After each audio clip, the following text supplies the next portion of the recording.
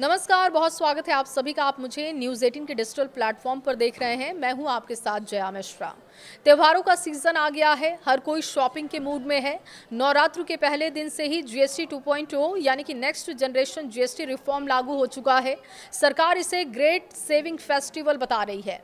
मतलब ये है कि अब कोई प्रोडक्ट सस्ते हो गए हैं और लोगों की बचत भी बढ़ने जा रही है। लेकिन इस बीच सोने की खरीदारी करने वाले लोगों के बीच सबसे बड़ा सवाल ये है कि क्या जीएसटी रेट में बदलाव होने के बाद सोना और चांदी भी सस्ता हो गया है।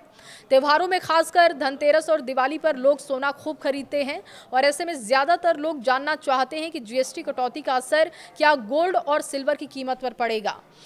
अगर कीमतें बढ़ी या घटी तो इसका असर उन पर कितना पड़ेगा, ये अब आपको बता देते हैं। तो बता दें कि सरकार ने इस बार कई चीज़ों पर जीएसटी कम किया है, लेकिन सोना और चांदी इस लिस्ट में शामिल नहीं है। सोने और चांदी पर आपको पहले की तरह ही 3% जीएसटी देना होगा। इसमें 1.5% सेंट्रल और 1.5% स्टेट जीएसटी शामिल होगा।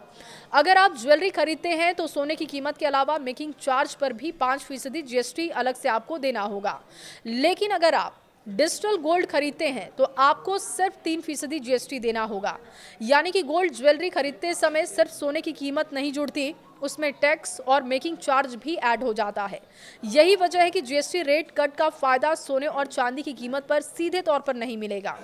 त्योहारों में सोना खरीदना परंपरा भी है और निवेश भी है।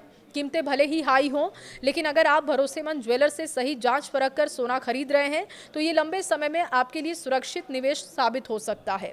तो इस बार जब आप नवरात्रि, धनतेरस या दिवाली पर सोना खरीदने जाएं तो ये जरूर याद रखें कि जीएसटी रेट में कटौती का असर गोल्ड और सिल्वर पर नहीं पड़ा है।